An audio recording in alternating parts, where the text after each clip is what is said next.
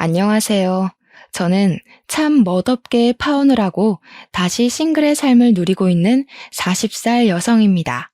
말 그대로 전 사랑하는 예비 신랑과 상당히 쪽팔린 상황에 처해 기가 막히게 파혼을 했습니다.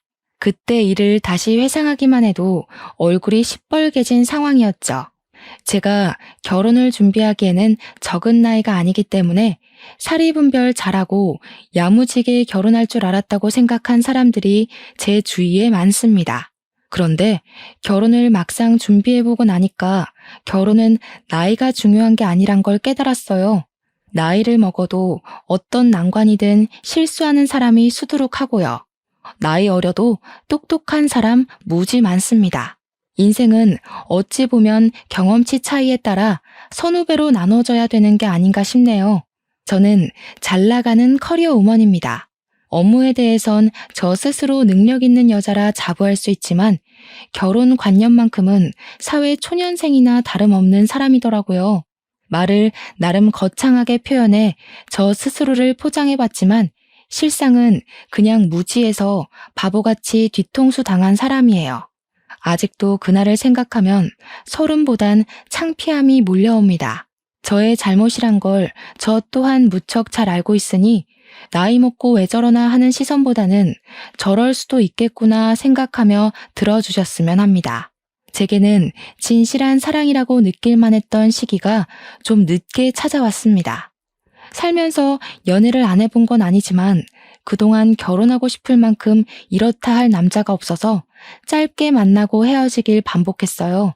제가 나이가 드니까 당연히 연애를 시작한다면 언젠가는 결혼 얘기로 이어질 수밖에 없었는데 그럴 때마다 남자 쪽에서 먼저 뒷걸음질을 쳤습니다. 그래서 저는 평생 독거 인생으로 일만 하며 살다가 갈 줄 알았어요. 근데 사람에게는 다 때가 있고 기막힌 운명이 있다더니 한날 난생 처음 결혼하고 싶다는 마음을 느껴보도록 해준 상대가 나타났습니다. 당연히 예비 신랑의 존재였고 저는 그 만남을 특별하게 생각했어요. 저는 음악 쪽으로 직업을 가지고 있는 사람입니다. 제가 운영하는 학원에 예비 신랑이 수강생으로 들어왔었어요. 지금 생각하면 예비 신랑이 제게 의도적으로 접근했다는 걸 알겠는데 그때만 해도 제가 남자를 안 만난 지 너무 오래되어 순진했던 것 같습니다. 예비 신랑은 저보다 5살이 어린 친구였어요. 당연히 초반에는 예비 신랑을 남자로 생각하지 않았습니다. 5살 차이면 제 인식에선 저의 또래가 아니라 한참 어린 친구였거든요. 그런 친구에게 호감을 느낄 건더기도 없었지만 제게 호감을 표시해 줄 거라고도 생각을 못했어요. 그래서 예비 신랑이 처음으로 제게 호감 표시를 했을 때 바로 선을 그었습니다. 하지만 예비 신랑 고집도 보통이 아니더라고요. 제게 근 1년이나 일관된 마음을 보여주는데 기간이 길어지니까 그게 단순한 호기심이 아닌 진심이라고 제가 착각을 해버렸지 뭡니까. 지금 생각해보니 참 우스운 착각이었네요. 그렇게 제가 마음을 열자 그 이후 예비 신랑의 표현은 좀 더 적극적으로 이어졌습니다. 부담스럽지 않은 선에서 예비 신랑이 제 사적인 영역을 조금씩 침범해왔고 나중에는 제가 예비 신랑이 곁에 있는 걸 당연하게 생각될 정도로 함께 하는 날이 늘어갔어요. 자연스레 연락을 주고받는 건 물론이고 돈 없는 학생이었던 예비 신랑은 제 학원에 자처해서 아르바이트를 하기도 했습니다.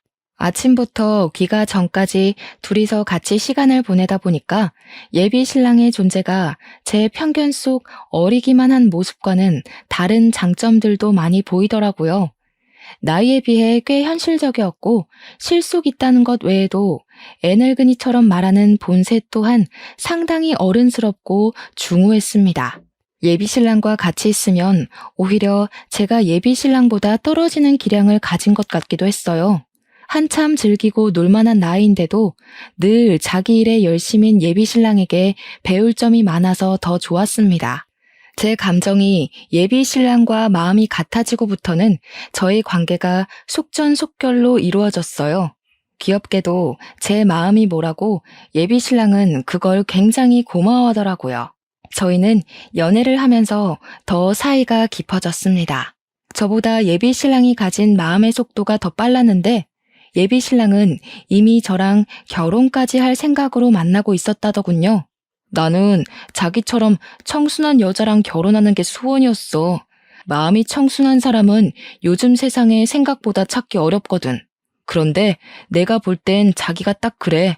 그래서 결혼을 한다면 자기랑 할 거야, 나는. 마음씨 깨끗한 여자를 원했다면서 제게 은근슬쩍 결혼 얘기를 한 번씩 꺼냈었어요.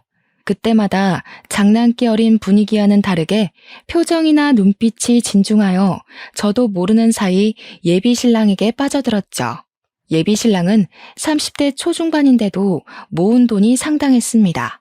이미 자기 명의의 집도 있고 차도 있는 능력남이라 우리가 당장 결혼을 하더라도 형편에는 문제는 없는 여건이었어요. 저 또한 나이도 나이지만 열심히 살았기 때문에 재력이 평타 이상은 되는 수준이었거든요.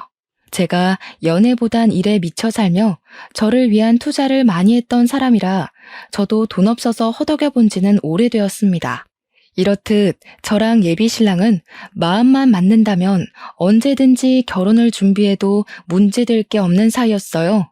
하지만 저는 당시 저희가 연애를 한 지는 고작 3, 4개월밖에 안 되었던 터라 아직 결혼을 고민하기엔 만남이 짧았다고 생각을 했습니다.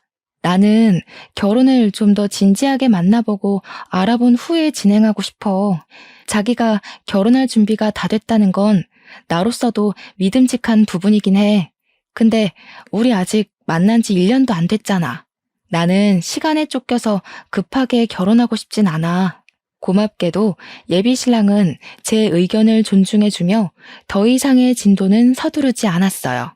덕분에 마음 편히 한 2년 가까이 사귀다가 드디어 결혼을 약속하게 되었는데 그때는 제가 40살이 되었기 때문에 더는 고민할 수가 없어서 결단을 내리게 되었습니다.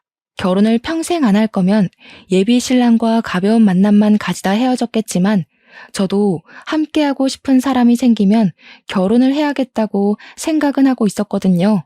그래서 저는 그 당시 결혼하고 싶은 사람이 생겼고 30대까지 내 삶을 즐겼다면 앞으로의 인생은 동반자와 함께 걸었으면 좋겠다 싶어서 예비 신랑의 청혼을 받았던 것입니다.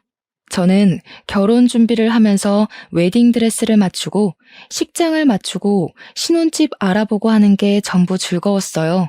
사랑하는 사람과 함께할 새로운 미래가 너무 기대되어서 기분이 한껏 부푼 상태였죠. 하지만 여기까지가 제게 가장 설레고 좋았던 순간이었고 그 뒤로는 불길함의 징조가 하나둘씩 나타나기 시작했습니다. 제게 이상한 일이 일어나기 시작한 건 바로 양가 어른께 인사를 드리면서부터였는데요. 저희 집에 인사 간 것까지는 별다른 문제가 없었거든요. 그런데 예비 시댁에 갔을 땐 좀 이해할 수 없는 일들을 겪었습니다. 예비 시댁에 들어갔더니 예비 시모가 특히나 저를 엄청 반겨주었는데요. 예비 신랑이 화장실 간 사이 집 구경시켜주겠다며 저를 데리고 막 돌아다니다가 예비 시부모 방까지 들어가게 됐거든요. 그런데 예비 시부가 쓰는 책상에 웬 모르는 젊은 여자 사진이 하나 있더라고요. 그 옛날 책상들 보면 유리로 덮인 책상 있잖아요. 그 안에 젊은 여자 사진이 끼워져 있었어요. 예비 시모의 젊은 모습이라고 하기엔 사진 자체가 너무 현대식이라서 예비 시모는 아닌 듯 했고 예비 신랑한테 여동생이나 누나가 있냐고 하니 그건 또 아니었거든요. 웬만하면 모른 채 할 수도 있었지만 책상에 끼워 놓을 정도면 어느 정도 소중한 사람이라는 거 아닙니까? 그래서 저는 대놓고 예비 시모한테 물어봐야 했어요. 물론 혹시 실례될 질문일지도 모르니 빙빙 둘러서 말입니다. 어머님, 이분은 누구세요? 대영 씨는 외동이라고 알고 있는데 혹시 어머님 젊었을 때예요? 되게 미인이시다. 옛날 사진을 요즘식으로 인화하신 거예요? 그렇게 물었더니 예비 시모가 자기 아들 자랑을 술술술 하다가 제가 가리키는 걸 보곤 급당황을 했습니다. 그리곤 사진에 대한 얘기는 생략하고 이상한 동문서답을 했어요. 이제 그만 밥 먹자더니 저를 데리고 급하게 거실 밖으로 나와버렸죠. 어르신이라서 그런지 아니면 제가 정말 물으면 안 될 일을 물어서 그런 건지 예비 시모 행동이 너무 부자연스럽더라고요. 그렇게 수상쩍게 나오는데 제가 더 궁금하지 않겠습니까? 일단 예비 시댁에선 마무리 잘하고 나와서 예비 신랑한테 따로 그 사진의 존재를 물었습니다. 엄마가 그 사진 아직 안 치웠나 보네? 사실 내가 지난번에 전 약혼녀 얘기한 적 있잖아. 걔랑 결혼까지 갈 뻔한 사이였는데 걔가 알고 보니 자기 집 형편을 사기쳤더라고. 그래서 파혼한 사람이야. 그러니까 한마디로 전 약혼녀 사진이 버젓이 있다는 겁니다. 그런데도 예비 시부모가 전 약혼녀 사진을 갖고 있는 건 예비 시댁과 그녀가 많이 친했었다고 그래서 그녀의 소식을 가끔씩 궁금해한다고 하는 겁니다. 예비 신랑은 제가 괜히 신경 쓸까봐 그는 그녀 욕을 더 하면서 자기 입장에서는 꼴도 보기 싫은 여자라고 했습니다. 예비 신랑이 파혼했다는 이력을 못 들은 게 아니었기에 그냥 싶었는데 그 변명 자체가 제게 그리 개운한 변명은 아니었어요. 도대체 전 약혼녀랑 집안이 얼마나 가까웠길래, 도대체 그녀가 얼마나 자기 집 형편으로 사기를 쳤길래 책상에 사진까지 보관할 정도로 좋았던 관계가 파혼으로 치달았나 궁금했습니다.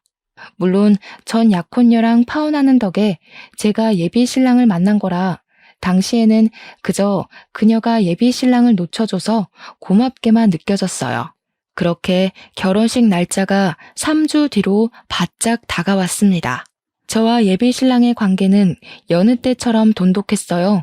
당시 저는 앞으로 다가올 성대한 식을 위해서 살도 빼야 하고 피부 관리도 해야 하고 신혼여행지도 알아봐야 하고 이런저런 일들 때문에 정신없이 보냈는데요. 그 때문에 예비 시댁에서 봤던 그 사진 여부에 대해선 까맣게 잊어버리고 있었습니다. 그렇게 한창 바쁘게 지내고 있던 날 제게 문자 하나가 왔어요. 모르는 번호였지만 결코 무시할 수 없는 저를 향한 경고 메시지 같은 거였는데요. 저더러 현재 만나고 있는 사람이 김대영 씨 맞냐고. 그 사람 사기꾼이니까 결혼하지 말라는 간결하고도 강한 경고가 날라왔었어요. 느닷없이 날라온 문자는 황당한 내용이었음에도 불구하고 제 등골에 초름을 쫙 일으켰습니다. 근거 없는 말이니 무시하면 된다지만 이상하게 그 브레이커를 밟은 것처럼 제 심장이 덜컥 멈추게 되더라고요. 이 사람은 누군데 제 예비 신랑을 알고 있고 사기꾼이라고 하고 결혼을 하지 말라는 건지, 우리가 결혼을 한다는 사실은 또 어떻게 알고 있는 건지, 머리를 굴리면 굴릴수록 의문투성이었습니다. 그냥 지나칠 수 없는 문자였으나 검증되지 않은 메시지이니 일단은 답장을 하지 않고 그날을 넘겼습니다. 그럼에도 그날은 하루 종일 제 머릿속에 그 문자 내용들만이 가득했어요. 그리고 바로 그 다음날 제가 답장이라도 해주길 바라는 건지 같은 번호로 비슷한 분위기의 문자가 또 날라오더라고요. 문자 내용은 역시나 예비 신랑과 결혼을 하지 말라는 협박조의 설득이었죠. 저더러 자기 꼴 나고 싶지 않으면 당장 헤어지라면서 예비 신랑이 집도 차도 다 자기 명의라고 하지 않냐고 그거 다 구라라고 했고, 예비 신랑이 본래 순진한 여자 꾀서 등쳐먹고 쉽게 살려는 제비 새끼라는 욕들이 가득한 내용이었습니다. 이런 문자는 하루 이틀을 시작으로 매일매일 날라오기 시작했어요. 그럴 때마다 저는 계속 읽고 무시했고 그 찝찝한 문자를 그저 누군가의 장난일 뿐이라고만 생각하려 했습니다. 하지만 그런 부정의 문자를 계속 받다 보니 점점 정신이 이상해지는 것 같더라고요. 시간이 갈수록 문자의 황당한 내용들이 진짜처럼 느껴지지 뭡니까? 아직 예비 신랑한테 말은 안 한 상태였어요. 문자 내용을 보면 볼수록 이걸 보내는 당사자가 예비 신랑과 결혼 직전에 헤어졌다던 전 약혼녀의 존재 같았거든요. 왠지 제가 먼저 상황의 진위를 알아내고 싶었습니다. 혹시라도 이 문자들이 사실이라면요? 썩은 동아줄이 아니라면요? 당연히 제게 더 소중한 사람의 말을 믿어야겠지만 아마 다들 이런 의문의 메시지를 받는다면 대부분 흔들릴 거라고 생각합니다. 무슨 첩보 영화도 아니고 제가 왜 이런 수상쩍은 메시지를 받으면서 파혼을 협박당하고 있는 건지, 당시에는 이것만으로도 충분히 현실적이지 못하다는 생각도 했었어요. 믿어야 되나 말아야 되나 그걸로만 고민한 지 한 2주 정도 되었을 때 저는 더 이상 혼자서 이 사실을 감당 못할 거라고 보고 예비 신랑에게 그간 받았던 문자 내용을 밝히기로 마음을 먹었습니다. 그래도 결혼식을 일주일 앞둔 예비 신부 입장에서 당연히 예비 신랑 쪽을 믿어야겠다는 일말의 신의로 물어본 거였죠. 대체 이 여자는 누군데 자기더러 사기꾼이래? 대꾸 안 하려고 했는데 솔직히 내가 결혼할 남자로 자꾸 이런 소리 들으면 나 좀 불안하거든. 제가 받은 문자를 보자마자 예비 신랑은 사색이 되더니 깜짝 놀라더군요. 그러고는 왜 진작 얘기 안 했냐고 갑자기 성질을 내더라고요. 그러다가 또 혼자 진정해서는 저를 안아주었습니다.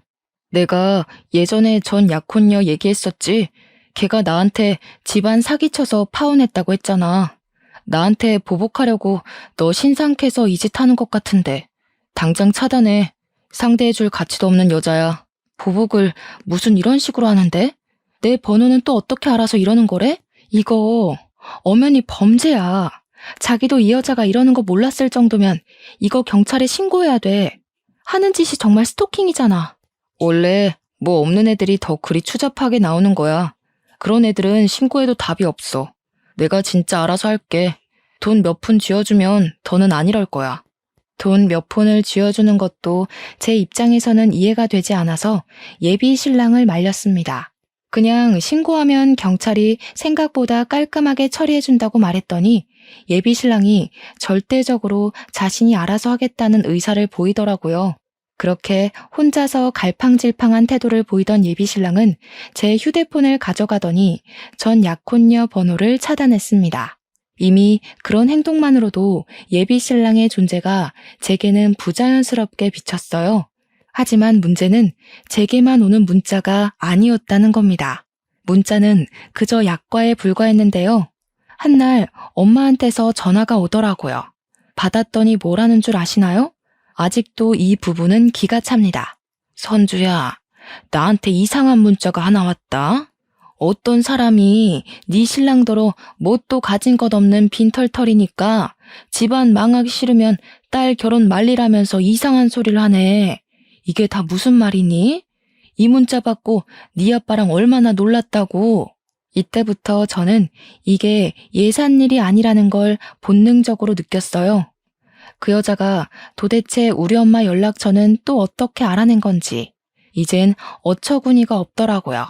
저는 일단 엄마를 안심시킨 후에 그 여자를 수신 차단하라고 시켰습니다. 그리곤 예비 신랑한테 제 엄마 사정까지 얘기를 했어요. 우리 엄마 전화번호까지 알아냈어. 이래도 내가 이걸 그냥 넘겨야 하는 일이야? 결혼식까지 얼마 안 남았는데 이 여자 하는 짓이 점점 더 심해지고 있잖아. 이러다 이 여자가 우리 결혼식까지 찾아와서 깽판 치겠어. 미안해. 나도 얘가 이렇게 정신 나간 애인 줄 몰랐어. 어떻게든 내가 알아서 처리할게. 우리 결혼은 아무 문제 없을 거야. 지난번에도 알아서 하겠다고 신경 쓰지 말랬잖아. 그런데 자기가 아무것도 못할 동안 이 여자가 지금 우리 엄마 전화번호까지 알아낸 거 아니야. 이런 소리 하기 싫은데 왜 자기 과거 여자 때문에 우리 부모님이 불안에 떨어야 돼? 나 이거 신고할래. 기분 나빠서 못 참겠어. 제발 나 좀 믿어줘. 얘가 아무래도 내가 찾는 거 눈치채고 갑자기 숨어버린 것 같아. 얼마 전에 마주쳤는데 도망친 이후로 못 찾고 있어. 이러면 경찰에 연락한다고 해도 말짱 도루묵이야. 나 조금만 믿고 기다려주라, 응? 우리 결혼식은 절대 차질 없게 할게. 예비 신랑은 제게 절절매며 사과를 하더니 한 3일은 연락이 없었습니다. 우리 결혼식은 고작 4일 앞으로 다가왔는데 갈수록 뭔가 잘못되고 있는 듯해 불안했어요. 그렇게 3일 뒤 새벽 늦게 예비 신랑한테서 문자가 왔는데 혹시 전 약혼녀가 찾아간다면 절대 문 열어주지 말라는 연락이었습니다. 이건 또 뭔 소린가 싶어서 보자마자 화가 났어요. 저는 신혼집 들어가기 전까지 부모님 집에 머물고 있는 중이었거든요. 혹시라도 무슨 일이 생길지도 모른다는 예비 신랑의 주의를 듣자 온몸에 공포가 싹 오르더라고요. 그날 예비 신랑과 통화를 하면서 어떻게 된 사정인지 물었는데도 예비 신랑은 전 약혼녀를 만나지 못해 찾기만 하다가 포기를 한 상태라고 했습니다. 그래서 혹시 우리 집을 찾아가기라도 할까봐 미리 주의를 주는 거라 했어요. 그러면서 미안하다는 말까지 꼭 덧붙였고 피해는 없도록 하겠다는 신뢰성 없는 말로만 저를 위로했죠. 그 일 때문에 예비 신랑과 새벽 내내 통화를 하느라 밤잠을 샌 저는 피곤한 몸으로 출근을 강행했습니다. 그리고 문을 열고 나가자마자 풍기는 악취 때문에 선졸음마저 다 깼을 정도로 놀라고 말았어요. 대체 이게 무슨 냄새인가 싶어 주위를 둘러보다 발견을 한 건데요. 세상에나 우리 집 대문 뒤에 웬 사람 똥이 있는 거 아니겠어요? 그냥 모양새나 굵기 등을 봐선 분명 사람 똥 같았습니다. 그리고 그게 조금 뭉개져 있었는데 밟은 것도 아니고 누가 인위적으로 손을 이용해 퍼낸 모양새로 놓여 있더군요. 그 모양새가 가리키는 징조는 바로 제 눈앞에서 확인이 되었어요. 우리 집 바깥 문고리에 똥이 처발려서 굳어 있더라고요. 저는 그 자리에서 악 소리를 지르며 기겁하고 집 안에 들어갔습니다. 제 비명소리에 부모님이 저를 걱정해서 뛰쳐나왔고 저는 부모님께 상황 설명할 새도 없이 그 자리에서 바로 경찰서에 신고를 해버렸어요. 얼마 뒤 경찰이 우리 집을 찾아왔는데 제가 사정을 설명하기도 전에 문 밖에서 이미 상황 파악을 한 듯 했습니다. 누가 그랬는지 지피는 사람 있냐는 경찰의 말에 저는 당장 예비 신랑의 전 약혼녀를 불렀어요. 전화번호 말고는 모르는 사람인데 그동안 받은 협박 문자까지 보여주면서 이상한 스토킹을 받고 있었다고 고발했습니다. 경찰은 제가 준 전화번호와 건물 내 CCTV를 이용해서 전 약혼녀의 인상착의를 확보해 바로 추적에 들어갔어요. 그렇게 얼마 뒤 전 약혼녀를 붙잡았다는 연락을 받았습니다. 예비 신랑이 그렇게 못 찾겠다고 헤매기만 했던 전 약혼녀를 12시간도 안 돼서 잡은 거였어요. 물론 예비 신랑 입장은 경찰이 아니니까 능력면에서 경찰보다 뒤떨어졌다는 걸로 이해를 했었던 부분입니다. 어쨌든 저는 경찰 연락을 받자마자 당장 그 여자의 두꺼운 낯짝을 확인하고 싶었어요. 그날 연차를 낸 저는 서둘러 경찰서에 달려갔고 그곳에서 범인이라고 앉아있는 한 여자를 보았습니다. 제가 생각한 것과 달리 너무 순하게 생긴 시골 아가씨가 한 명 있었어요. 전혀 나쁜 짓 할 것처럼은 안 생긴 분위기였단 뜻입니다. 그 여자는 자기 죄를 인정하는지 아무런 미동 없이 고개만 숙이고 있었는데 경찰이 그 여자의 신원을 밝혀주지 않았다면 그런 추잡한 짓을 한 여자라고는 생각 못했을 겁니다. 경찰 덕분에 저는 그 여자가 전 약혼녀라는 걸 알았고 바로 그 전 약혼녀를 붙잡고서 그동안 받았던 스트레스를 쏟아냈어요.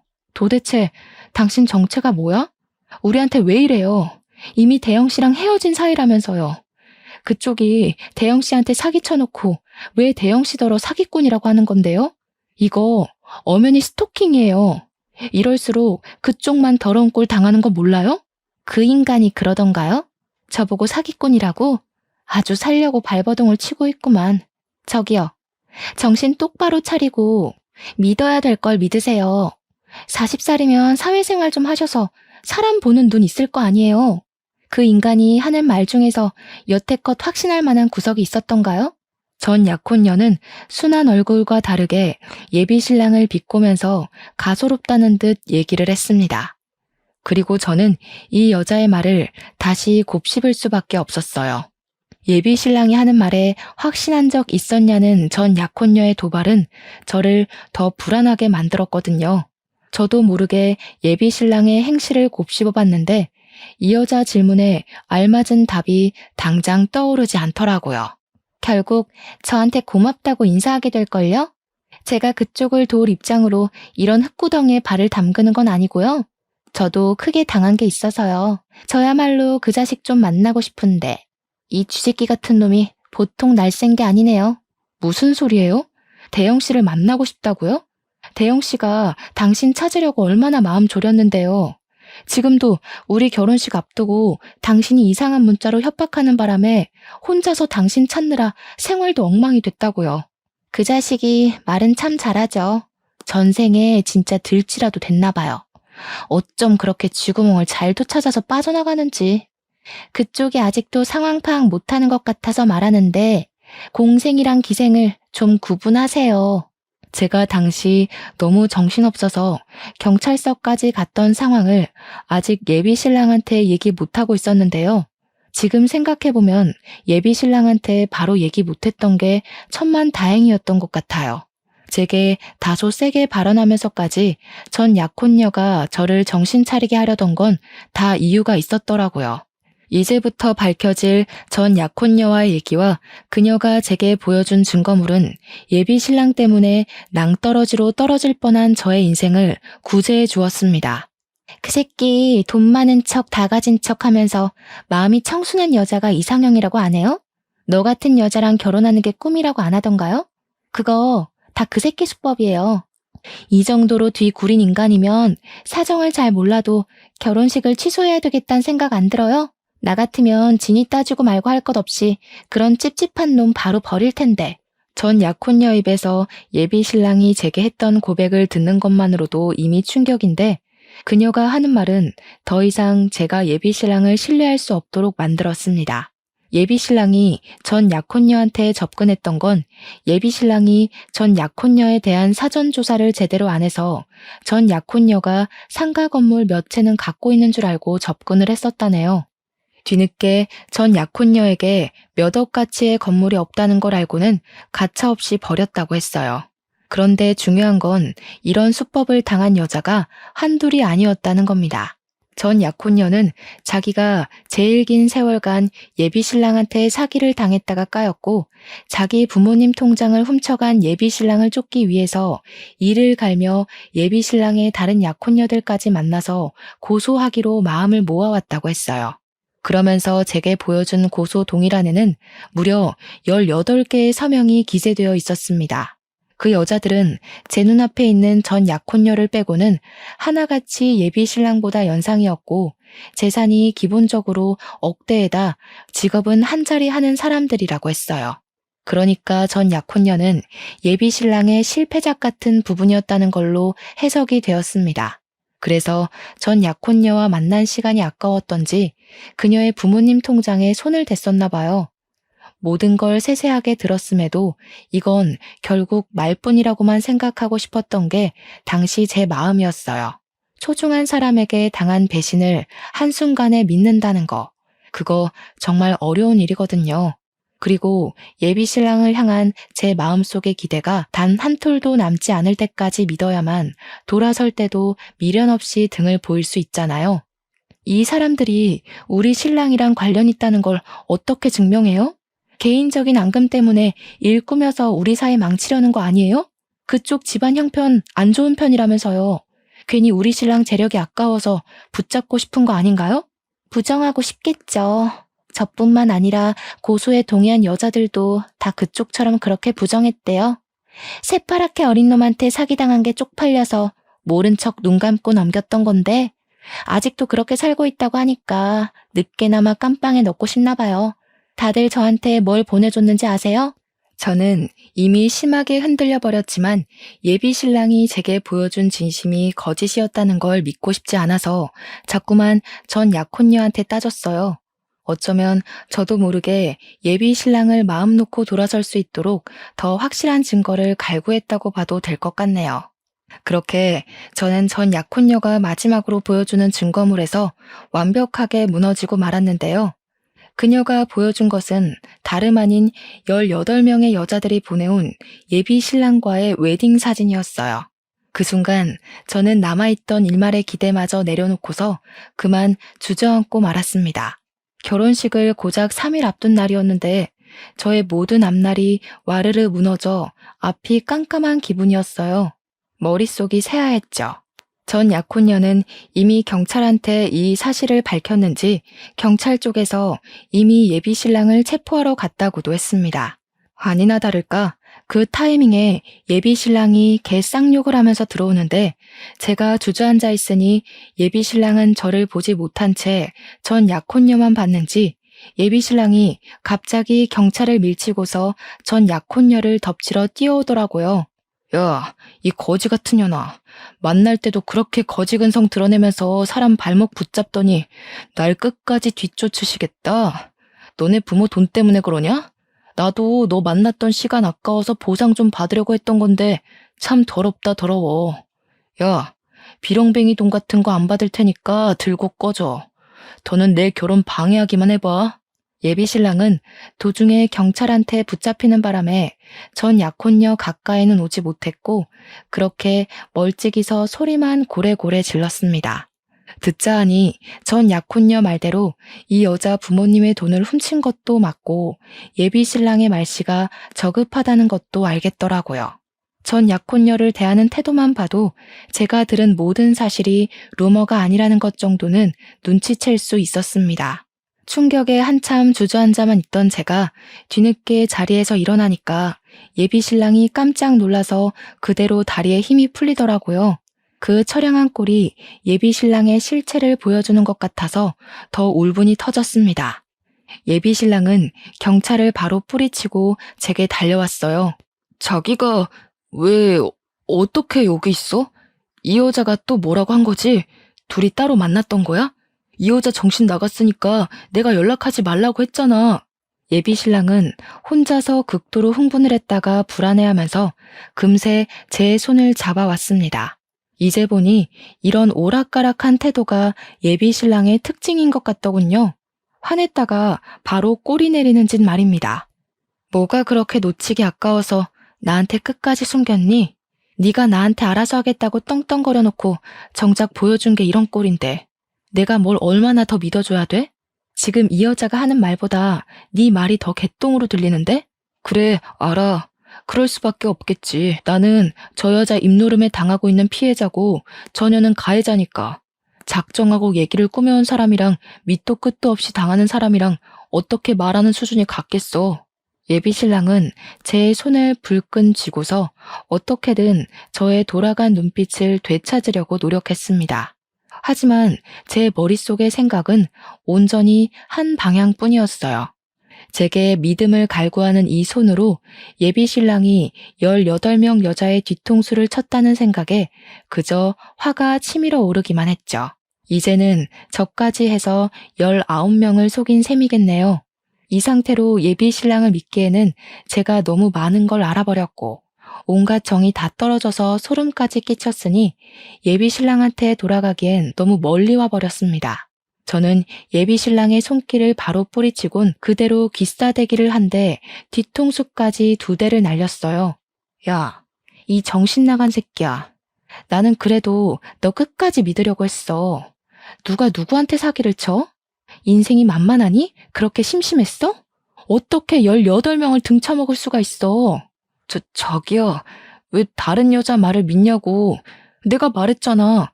저 여자 스토커 같은 거야. 나 자기한텐 다 떳떳하다니까. 왜 증명되지도 않은 루머를 믿고 그래? 네가 정상적인 새끼였으면 이런 상황이 꼬이지도 않았겠지. 누나들이 돈 좀 있을 것 같으니까 어떻게든 연상한테 붙어먹으려고 그랬니? 참 좋은 여자들로 잘도 골랐더라. 이런 것도 재주라고 봐주고 눈 감아줘야 되는 거야? 무슨 얘기를 어떻게 꼬아들었는지 모르겠는데 내가 사기친 게 아니라 그 여자들한테 사기를 당한 거라고. 제정신이 아니고서야 어떻게 그 많은 사람들한테 한 놈이 사기를 치겠어. 어느 쪽이 좀 더 실현 가능한 일인지를 잘 판단해 봐야지. 무작정 듣는 대로 믿으면 어떡해. 예비 신랑은 정말 끝까지 잘못을 인정하지 않고 꽁무니를 빼더군요. 도대체 뭘 믿고 경찰서에서까지 발뺌을 하는 건지 놀랍기만 했습니다. 황당했던 저는 전 약혼녀 폰에 있는 18개의 웨딩 사진을 예비 신랑 눈앞에 들이밀었어요. 그러니까 이젠 뭐라고 하는 줄 아십니까? 그 여자들이랑 연애만 했대요. 하지만 사귀는 절대 친정은 없었고 단지 웨딩 사진을 찍기만 하면 관계가 파투났다면서 자기한테 그런 안 좋은 사주 같은 게 신 것 같다는 등의 해명을 하기 시작했습니다. 그 와중에도 저와의 결혼만큼은 밀어붙이고 싶었는지 자기의 파혼 팔자 좀 고쳐달라고 우스운 소리로 매달리지 뭡니까? 네 놈이 사람을 얼마나 호구로 봤는지 모르겠는데 하나 간과한 게 있다.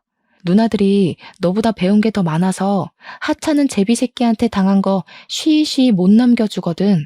돈 없이는 이 세상 못 살 것 같지? 깜빵 세계는 등 쳐먹으면서까지 동국을 안 해도 잘 살 수 있는 곳이거든. 너한테 아주 딱인 곳이라서 우리가 친히 처박아 두려고. 감방 존재는 또 무서운지 예비 신랑이 식겁해서 무릎까지 꿇었는데요. 찌질하게 질질 짜면서 그제야 진실을 고백하더라고요. 사기친 것도 인정을 했고 저한테 부끄러운 짓을 한 것도 맞는다고요. 그러면서 또 갑자기 자기 집안 형편이 어려운 걸로 동정심을 사려고 하더군요. 그걸 보고 느꼈습니다. 여태 제가 예비 신랑을 많이 봐주고 좋게 좋게 넘어가 줬다는 걸요. 네가 내 돈까지 등쳐먹었으면 나 네 면상 2대로 안 끝냈어. 남자 구실하게 내버려 둔 것만으로도 감사해야 될 거다. 네가 우리한테 사정해야 되는 건 살려달란 소리가 아니라 돈 갚을게요. 그래야 되는 거야 이 애새끼야. 이참에 깜빵 가서 인생교육 좀 받다 나와. 이미 경찰 내부의 사람들은 무릎 꿇고 있는 예비 신랑을 하찮게 바라보는 분위기였습니다. 거기다 대고 전 약혼녀는 그런 예비 신랑 앞에서 그동안 예비 신랑이 사기쳤던 연상녀들 이름을 다 읊어주었어요. 변호사 선임비 많이 들겠다고 파이팅 응원을 해줬죠. 정말 제가 다 쪽팔려서 고개를 들기가 힘들었습니다. 저런 사기꾼 하나 알아보지 못하고 그동안 저놈 옆에서 시시덕거리며 보낸 세월이 모조리 창피함으로 남아버렸어요. 요즘 말로 흑역사라고 하나요? 사연 쓰는 곳이 아니었다면 제 지인들 앞에서는 감히 얘기를 꺼내보지도 못했을 정도로 민망했습니다. 그래도 저는 돈을 뺏기지 않아 다행인 셈이었어요. 다른 여자들은 예비 신랑한테 빌려준 돈이 상당하더라고요. 아마 제가 경제관념에서는 다소 냉정한 타입이라 예비 신랑이 은근슬쩍 보냈던 시그널을 못 알아챈 것일 수도 있습니다. 어쩌면 예비 신랑이 제게 돈을 뜯어가지 못해서 저와 결혼까지 진행하려고 했을 수도 있겠네요. 이래나 저래나 저는 운 좋게 나름대로 피해자 신세를 면했잖아요. 전 약혼녀들의 존재는 저를 공포스럽게 만들었지만 그들 덕분에 인생을 구제받은 셈이니 저는 예비 신랑 고소하는 데는 힘을 보태주기로 했어요. 다시는 이딴 사기꾼 새끼가 사람 마음 가지고 돈을 해먹는 일이 없도록 SNS에 신상까지 까발렸습니다. 저뿐만 아니라 18명 여자들도 전부 도움을 보태주는 덕에 예비 신랑 얼굴을 알리는 건 순식간이었어요. 아, 그리고 전 약혼녀는 저희 집에 똥 처바른 처벌을 따로 받게 되었는데요. 제가 그것만큼은 도무지 이해가 안 돼서 대체 왜 그랬냐고 다시 한 번 더 물었습니다. 그러니 전 약혼녀가 하는 말이 저한테 강하게 충격을 주지 않으면 또 예비 신랑한테 끔뻑 속는 피해자가 생길 것 같아서였다고 해요. 당연히 사람 똥은 아니고 개똥을 모아서 만들어 놓은 거라고 했습니다. 전 약혼녀는 뒤늦게나마 제게 진심으로 사과를 했어요. 그 여자의 말이 변명이었든 아니든 간에 제가 납득할 수 있을 만한 해명이었습니다. 실제로 제가 그런 강력한 방법 덕분에 제가 예비 신랑을 떼어놓을 수는 있었잖아요. 그래서 저는 전 약혼녀 쪽에서 문짝 전체를 배상하는 걸로 하고 합의해줬습니다. 그리고 고소 진행도 방지턱 하나 없이 속전속결 진행되었어요. 예비 신랑은 수많은 대상을 상대로 대략 6억 원가량을 상습 사기친 죄로 4년 유기징역에 처해졌다고 들었습니다. 제가 맞은 뒤통수의 세기에 비하면 아주 허망한 결론이었지만 그래도 불구덩이에 발 담그기 직전에 빠져나올 수 있어 다행으로 보려고 해요. 그런데 역시나 잘못 밟을 뻔했던 똥은 근처만 가도 냄새에 배이는 법인가 봐요.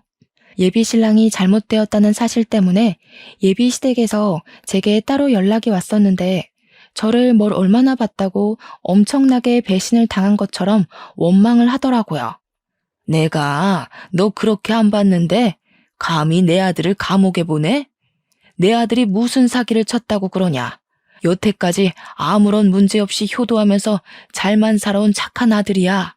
어디 그런 쪽팔린 이유를 만들어다가 남의 집 귀한 자식한테 먹칠을 해? 이보세요. 저희가 상견례 안 한 이유는 뭔 줄 알고 큰 소리세요? 그쪽 아드님께서 그쪽들이 말실수라도 할까봐 입막음 시키려고 생략한 거랍디다. 긴 말하기 싫고 아드님 쪽팔린 죄명을 믿든 말든 그건 내 알 바 아니고요. 이미 피해자들이 그놈 잡아먹으려고 쌍심지를 켜고 있어요. 아들 목숨 건사하길 바라면 사기꾼 부모답게 집안에 꽁꽁 숨어서 사시는 게 좋을걸요? 그날 예비 시모 전화를 깔끔하게 마무리했지만 왠지 이쪽 사정을 예비 신랑의 전 약혼녀한테 알려주고 싶더라고요. 예비 시댁에서 전 약혼녀랑 많이 친했었다고 했잖아요. 그래서 전 약혼녀한테 예비 시모 연락처를 넘기며 예비 시댁의 입장을 전달해 주었습니다. 그랬더니 전 약혼녀가 예비 시모한테 바로 전화를 걸었나 보더라고요. 예비 시모가 엄청 환대를 했다는데 거기다 대고 전 약혼녀는 자기 돈 내놓으라면서 당신 아들이 우리 부모님 돈 훔쳐갔다고 고래고래 소리를 질렀다네요. 예비 시모가 식겁하고 전화를 먼저 끊었는데 전 약혼녀가 끈질기게 연락을 하며 끝까지 돈을 갈구하고 있다고 했습니다. 그 말을 듣고 예비 시모 표정이 상상되어 얼마나 웃겼는지 몰라요. 동시에 좀 씁쓸한 감정이 밀려오는 건 어쩔 수가 없더라고요. 살면서 사기를 당하게 될 줄은 몰랐는데 그게 내가 사랑하는 사람 때문이라는 사실은 제게 큰 공허감을 주었습니다. 고작 별 볼 일 없는 사기꾼의 행각에 노란한 것이지만 그것에 제 인생 가치관이 크게 흔들려 버렸잖아요. 아마 당분간은 일에만 몰두하지 않을까 싶어요. 앞으로도 쉽게 결혼을 생각해 보는 일은 없을 것 같습니다. 그동안 많이 안다고 자부했던 제 자신을 반성하게 되는 시간이기도 했으니 불행을 이쯤에서 막은 걸 행운이라고 생각하렵니다. 사연을 마무리 짓는 이 와중에도 창피해서 얼굴이 화끈거리네요. 저라도 지나가다 이런 사연이 보이면 고개를 저었을 것 같긴 합니다. 그래도 사연 당사자 입장에서 말씀드리자면 말은 창피하다 전했어도 힘든 건 힘든 거더라고요. 근본적으로 제가 소중히 생각하고 믿던 사람에 대한 배신이잖아요. 이런 부분을 생각하고 들어주셨다면 제 허탈한 기분이 좀 더 잘 전달되지 않았을까 싶습니다. 아무튼 나이 40살이 되어서야 한 번 더 인생을 돌아보게 된 한 노처녀의 속풀이였어요. 재미있게 들어주셨다면 감사하고 쓴소리 한마디 던지겠다면 달게 받겠습니다. 그럼 늘 인생 평안하시고 부름만 쏙쏙 골라서 피해가는 지혜를 잔뜩 받으시길 기원할게요. 감사합니다.